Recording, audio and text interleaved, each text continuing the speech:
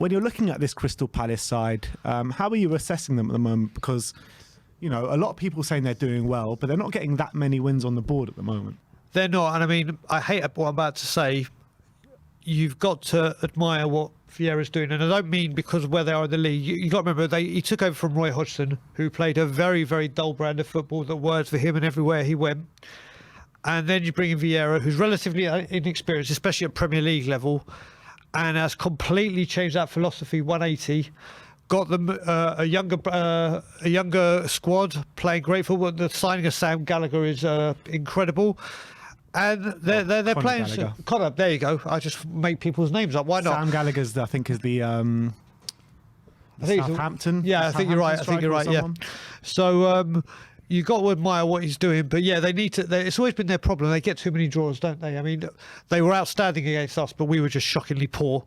Yeah. But you got to like what they're doing. I don't think they're in danger of getting relegated, and you got to think Vieira's doing the right thing there. He is. He's doing a good job, but let's hope he's in for a tasty reception when he comes to the Tottenham Hotspur Stadium. Let's say that, because when I was at Selhurst Park, there were enough songs about him. You know, the old Vieira song when he was playing back at Arsenal. So, you know, Vieira, blah blah. I'm not going to sing it all. Yeah, please, let's not. But when you're looking at the form of the two sides, you know, Spurs on good form, obviously, unbeaten under Antonio Conte in the league. But when you're looking at their form, I mean, 3 losses, a win and a draw in their last 5. I mean, it's not the greatest, is it? But they've been performing well. That's the thing, haven't they? They have been performing well. But what I will say is, I've always said it with this fixture, I hate going to Palace away. We always seem to have such a hard time there, such a hard time. But the reverse leg is something completely different. It's really night and day. Both the home teams at their home games perform much higher than the others, and I expect nothing but the same come Sunday. Yeah, when you look at you know, the past games that we've played against them, when they've come to the Tottenham Hotspur Stadium, I think they've only scored 1 goal at our home, whether it be Wembley, White Hart Lane, and Tottenham Hotspur Stadium. They've only scored 1 goal since 2016. We've won every single one of those games, and the only 1 goal that they did score was last season in a 4-1 win for us. So you've got to look at this game and think, you know, we've got to get 3 points in this game, and anything beyond a convincing Spurs victory is not really good enough. Exactly, without a doubt. And seeing that now we know, obviously, Romero's out, and I've said Sessegnon, we are back to full strength after the COVID outbreak. So anything other than 3 points is a huge disaster. And when you're looking at the kind of Crystal Palace team, I mean, who really impressed you? I mean, you've mentioned Conor Gallagher. I reckon player 10 on the right wing. Does he interest you? No, I'm joking. That must be a mistake. But which other Crystal Palace players do worry you? Right. So my eyesight is really bad. I can't even see what that lineup says, and I've even got a laptop here, and I can't even see what it says. So I'll tell you who I have been impressed with. We should have got Anderson. Joachim Anderson, I think he's a great player, and he's been doing bits. Zaha's been very in and out. Benteke, who always causes us problems, always has, when he's come on, has looked good. They've got, but Gallagher is the one that stands out by a country mile. Gallagher, yeah, I'd agree with that. And I think their centre-backs in Tompkins and Guehi's actually really impressed me. Scored a few goals this season as well. Obviously a big aerial threat from set pieces. And that midfield of Conor Gallagher with Chet Kouyaté in there as well is going to be difficult. I mean, Conor Gallagher, I'm just going to go back to him because he's been sensational this season. He really has, really impressed me. He's got 6 goals and 3 assists this season as well, with Zaha having 5 goals to his name.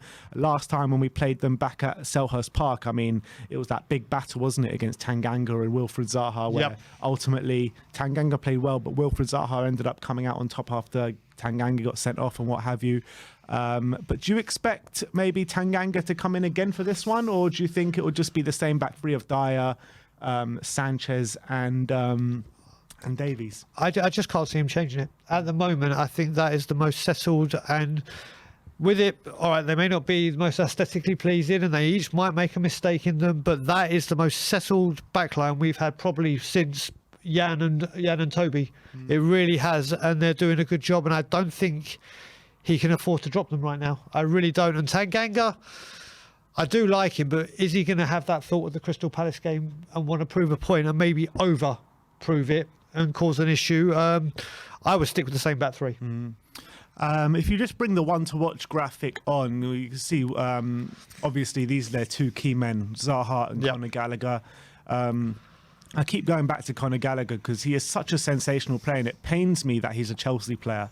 It just pains me because he's going to go back there next season. He's going to slot straight into that midfield, isn't he? He is. I mean, we're getting to see it. The amount of youngsters Chelsea have coming through that they're sending out on loan. And I didn't know a lot about him before he went to Palace. I knew they were raving about him and they went out to get first-team football. But when you've seen Crystal Palace on TV, his performances have been fantastic. And that goal he scored the other week, I think it was against Newcastle, when he just smashed it into the postage stamp. It was incredible. And he's putting in really, really good performances. He's one to watch, very much so. When you're kind of looking at Spurs, right, since Conte's come in, do you think that we are playing very well and you put it all down to Conte? Or do you think that maybe we've been slightly lucky with our kind of fixtures since Conte's come in? Because he's only played one away game, and that one away game was to Everton. 2 away games have been called off, and the others have been kind of home games where even under Nuno you would expect us to win. Would you really have? Well, under Nuno, we beat these kind of teams at home, right? When you're looking at the teams that Conte has played, Leeds, Norwich, Brentford, right. You know what I mean? These games, you expect Spurs to win. I suppose, right. I mean, everyone was obviously saying the biggest test to come is Liverpool, and we all know what happened there. And if this is what he's done with 2 weeks of no game time, with the COVID outbreak, and got players like Ali, like Winks, putting in performances like that, just imagine what he's going to do when he's got a pre-season or the rest of this season without the Thursday night hassle. It's only positive, but we'll have to wait. This Christmas period, as we know, is such make and break for people's seasons, and especially with our fixture pile up for those 2 postponed games, and then add on top the Burnley one. It's going to be a real test of this strength in depth, and we just hope that these games weren't one-game wonders, and we see more of the same. Yeah, and when you're looking at Spurs, I mean, where do you think the vulnerabilities are for us Sunday? Where do you think Palace can hurt us? Again, it all depends. I think obviously that back three is solid and settled, and it's just now finding the right blend for the midfield. And I don't think it's always Ndombele, Dele and Winks. I think there's times now where you can play a Højbjerg and a more creative, or a Skip and a more creative, rather than playing Højbjerg and Skip. Although they did great against West Ham, I think that's where we need to experiment, because we were on the front foot against Liverpool and we gave them such a good... And to say that we're sitting here annoyed that we didn't take 3 points, I think we need to try and find a blend to break those two up. And I don't mean that in a bad way, but to keep them fit and fresh and get some more creativity is finding that blend. So we'll wait and see what happens on Sunday, but hopefully just one of them will start. And you saw against Liverpool how we went for a slightly different formation with 3 in midfield. And then for the cup game, we moved it back to that 2 in midfield with Skip and Højbjerg. Which way do you think he's going to go for the Palace game? Do you think that Liverpool game was just like a plan just for Liverpool, or do you think we can see that formation moving forward maybe? So what I think he did it with Liverpool was, obviously he saw there was no Fabinho, there was no Henderson, there was no Van Dijk. He knew, he knew there was the weakness to, like, you know, great managers find the area of weakness on a team and just batter it and batter it and batter it and just target it. And that's what Conte does. He's an elite manager. He sees these weaknesses. And that's what I'm loving about Conte. Like, we're talking, how many different formations has he played? 3-4-3, 5-3-2, 3-5. And he identifies where the issue is. But I must admit, I prefer the 3-5-2 out of all of them. I think we're getting the best out of Kane in that. And we look more expansive on that formation. So I'm hoping he goes for that with Palace. And if he does, I mean, who would you like the midfield 3 to be? Because Winks has come in and played well. He has. I think Winks, he starts. Ndombele played an okay game last time out. You've got Skip and Højbjerg, who both played really good games against West Ham. You've got a midfield. You've got a lot of midfielders that are playing well at the moment. Dele Alli as well. Yeah, I can't believe I'm going to say that Dele Alli's been playing well. Everyone knows my feelings on that man. But it was one good game. Let's just hope that continues. But do you know what? The 2 that I'd definitely start would be Winks and Skip. I want Højbjerg to play against Southampton away, because obviously he's going back to his old club and he wants to hopefully put on a show. And then I think that final place is up for grabs. But loving the look. I mean, I think Lucas Moura against West Ham, some of the passes he was playing and whatever. And I as you know, me and John Cooper are head of the Moura Sexual Fan Club. And I think he has been playing very well recently. So I think if I had to, that'd be my 3. Winks, Skip. And then Lucas a bit further forward, slightly further forward. Exactly, just drifting. And then obviously Kane and Son up top, Emerson right wing back, Reguilon left wing back, and the 3 centre backs that we spoke about before. Exactly. That would be your team to go. And if that is the team, where are we going to find most joy then? Is it going to be attacking through the centre? Is it going to be the flying fullbacks? Or is it just going to be a mixture of everything? I think with Conte it may be a mixture of everything. But when we played the reverse fixture, obviously we played those 3 midfielders that just did not work at all, and we just didn't know what we were doing. I mean, but that was after that performance, everyone was saying, no, I don't want to see Winks setting a Spurs shirt again. I was one of them. I was completely one of them. But I think right now, when you look at the Liverpool game and you look at there's different variations of doing it. And one thing I will say is if Emerson's playing, I'd rather go through the middle, because it's just he needs to work on his crossing and his end product big time, because it really is turning out to be an issue that he gets into these positions and then his final ball comes in and it don't pass the first man. So down the centre or using Reggie. Would you be tempted to play a Matt Doherty instead of an Emerson? What did you make out of his performance last week? Well, as I said, and Brace McLeod picked it up, said, well, he had a car crash like normal. So saying That's a positive thing, then, isn't it? To say you had a car crash is actually a positive. Listen, at this time, we have to. The main thing is game management and squad rotation to make sure these players don't get injured.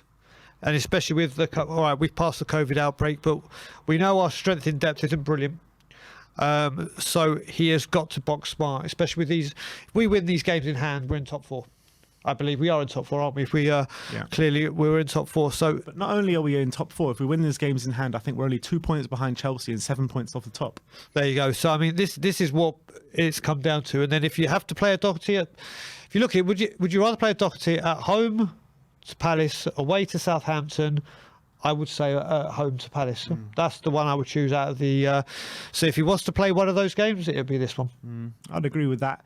All right. Well, having said all that, what is your score prediction going into Sunday? So until he's back on streams, every single prediction is going to be Bob Spurs' prediction, and it's 4-1 Tottenham. 4-1 Tottenham. I like that. 4-1 Tottenham. The exact same scoreline as last year. I think we're in for a good game this week. I mean, every time Crystal Palace come to us, we seem to do the business, don't we? They've got a very bad record coming to our home. So having said that, I'm going to go 3-0 Spurs. You do. I'm just hoping I don't go to the toilet when a goal gets scored again. So hopefully there's loads of goals. So I don't going to the toilet as much as possible, Brian. That was so annoying without Hoiberg a goal of all people. But yeah, so I reckon a convincing win. All right, we're both going for convincing wins. I'm going 3-0. Bob Spur is going for 4-1, and so is Brian, by the way. But I want to know all your score predictions in the comments section below. That is your match preview.